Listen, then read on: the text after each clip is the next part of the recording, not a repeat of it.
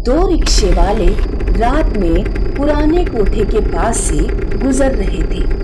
उन्हें कोठे के अंदर किसी के घुंघरू की आवाज सुनाई देती है। लगता है अंदर कोई मधुबाला नाच रही है।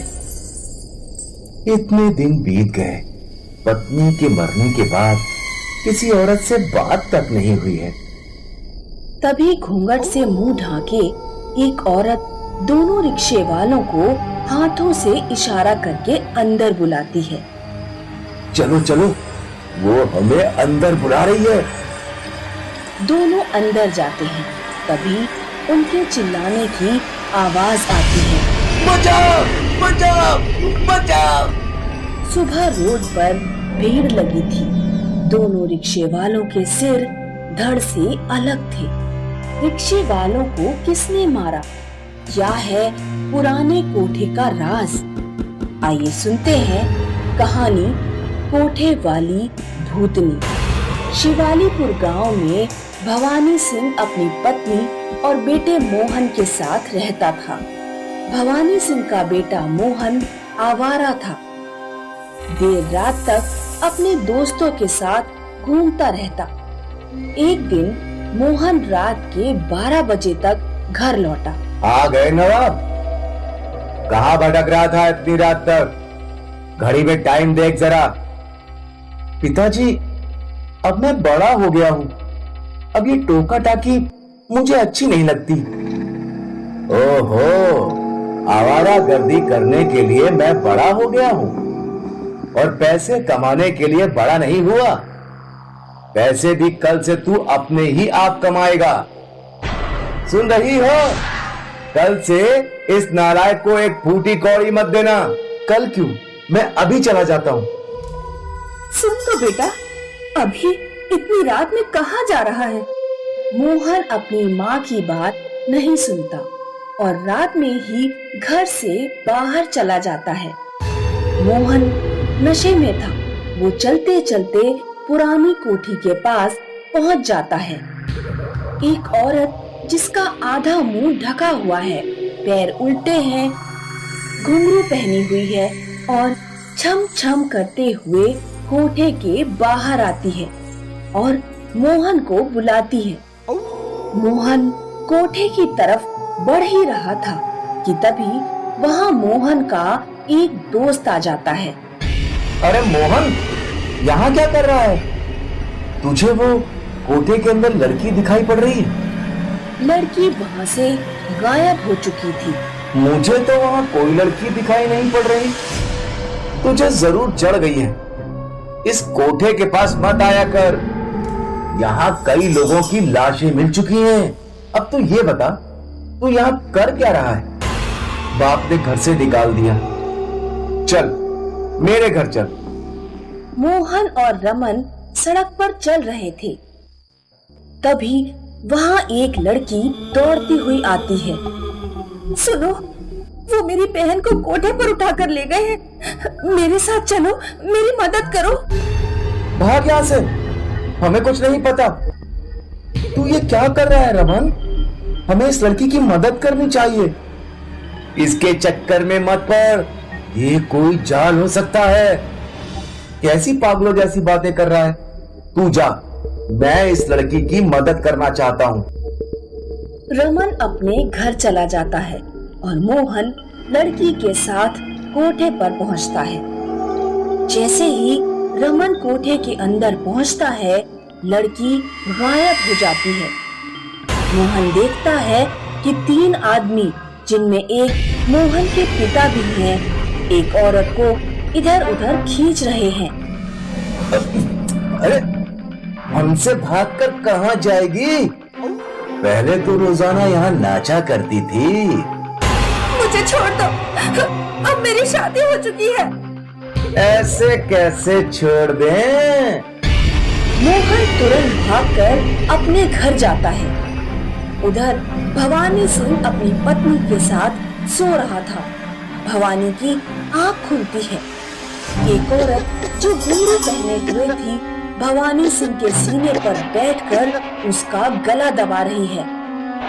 बचाओ! बचाओ! तभी मोहन वहां पहुंचता है। औरत गायब हो जाती है। पिताजी, कौन थी वो? आपका उस पुराने कोठे से क्या लेना देना है? 20 साल पहले की बात है। वो मेरे जवानी के दिन थे। उस पुराने कोठे पर महफिल जमा करती थी और हुसैना नाम की एक लड़की नाचा करती थी। हुसैना को गांव के एक लड़के से प्यार हो गया। लड़का भी उससे प्यार करता था। दोनों की शादी हो गई। हुसैना ने कोठे पर आना छोड़ दिया, लेकिन गांव के शराबियों ने, जिनमें मैं भी शामिल था, हुसैना का पीछा नहीं छोड़ा।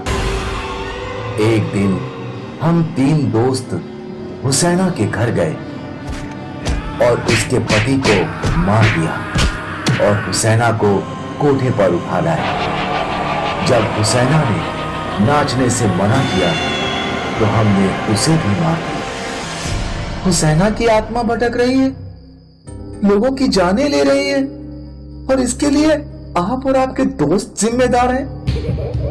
मुझे अपने किए पर बहुत पछतावा है बेटा, लेकिन अब वो मेरा पीछा नहीं छोड़ रही। आप मेरे साथ उस कोठे पर चलिए। मोहन भवानी सिंह को लेकर कोठे पर जाता है। तभी हुसैना की आत्मा वहां आती है। मुझे माफ कर दो हुसैना, मुझे अपने किए पर बहुत पछतावा है। तुम लोगों ने मेरे पति और मुझे मार दिया, इतनी आसानी से कैसे माफ कर दूं? मैं तेरा खून पी कर रहूंगी भवानी सिंह। हुसैना, इन्हें माफ कर दो, इन्हें अपने किए पर बहुत पछतावा है। तुम चाहो तो मेरी जान ले लो। मोहन की बातें सुनकर हुसैना का दिल पिघल जाता है। पुलिस स्टेशन जाकर अपना जुर्म स्वीकार करो। भवानी सिंह के पास और कोई रास्ता नहीं बचा था, इसीलिए वो पुलिस स्टेशन जाकर अपना जुर्म स्वीकार करता है।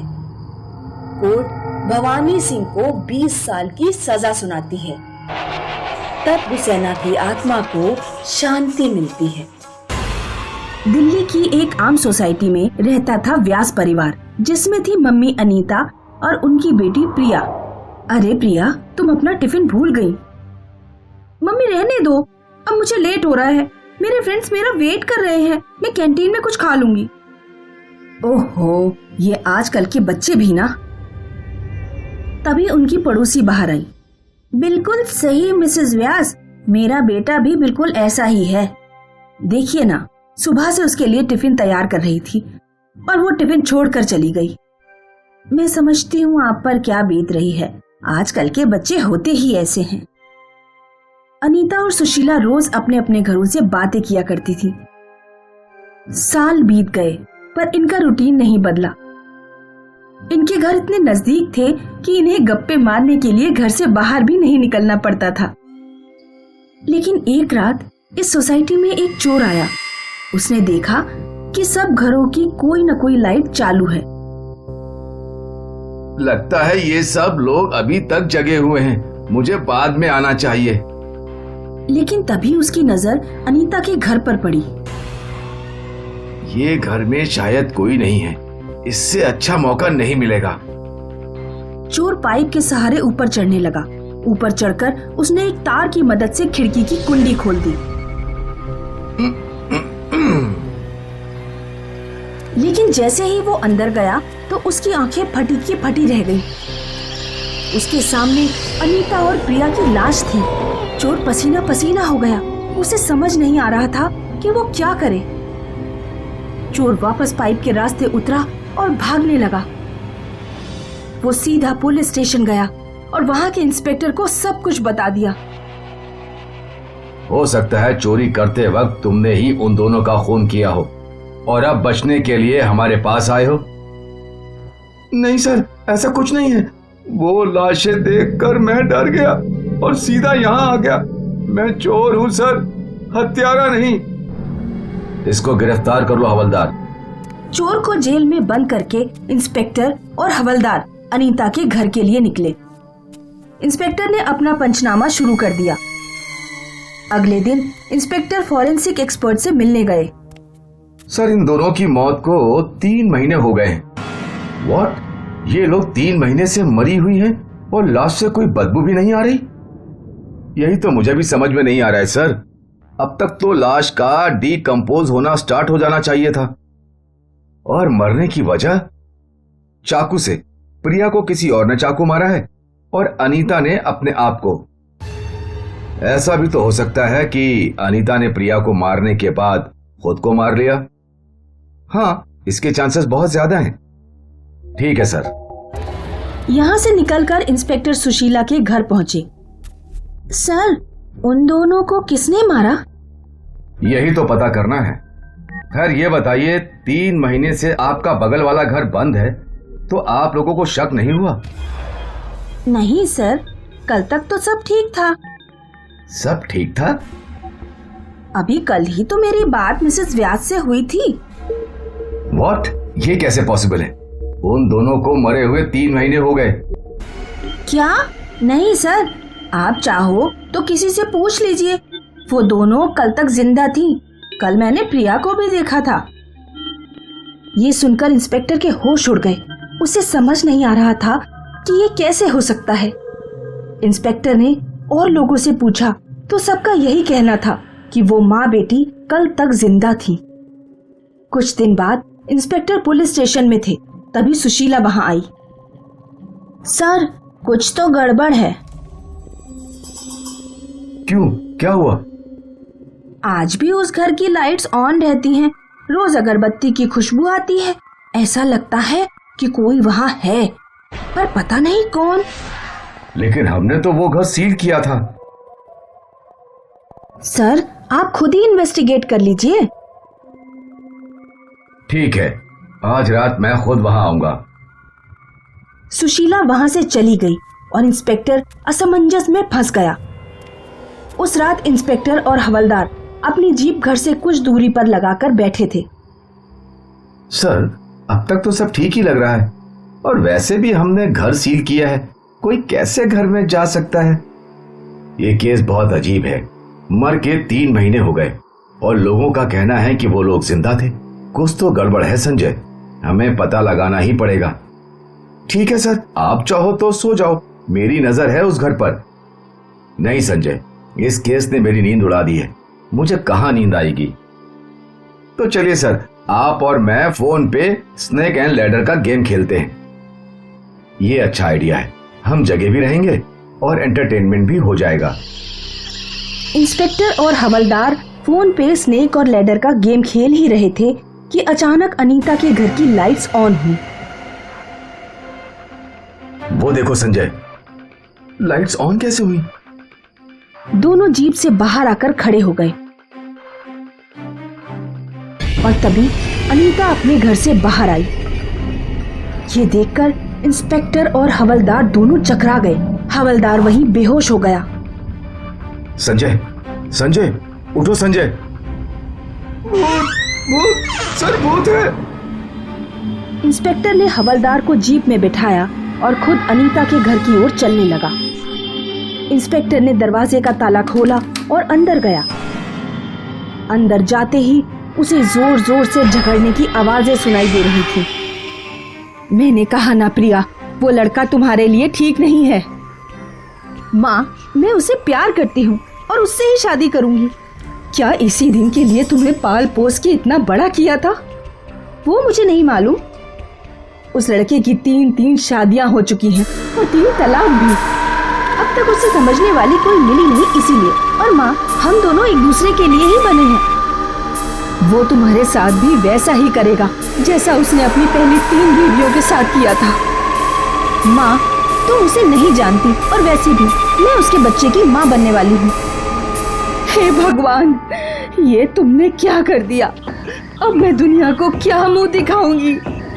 ये समाज मुझे बोलेगा बिन बाप की लड़की को मैं अच्छे संस्कार नहीं दे पाई।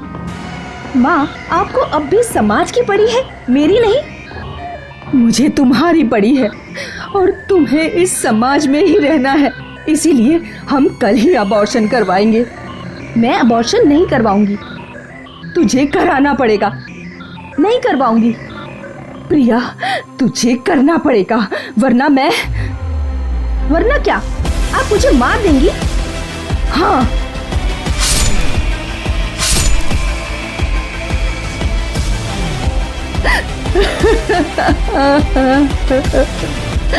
मेरी प्यारी बच्ची। फिर अनीता ने खुद को भी चाकू मार लिया। ये सब इंस्पेक्टर ने अपनी आंखों से देखा और फिर इंस्पेक्टर बेहोश हो गया। अगली सुबह जब इंस्पेक्टर को होश आया तब उसे समझ नहीं आ रहा था कि उसके साथ क्या हुआ।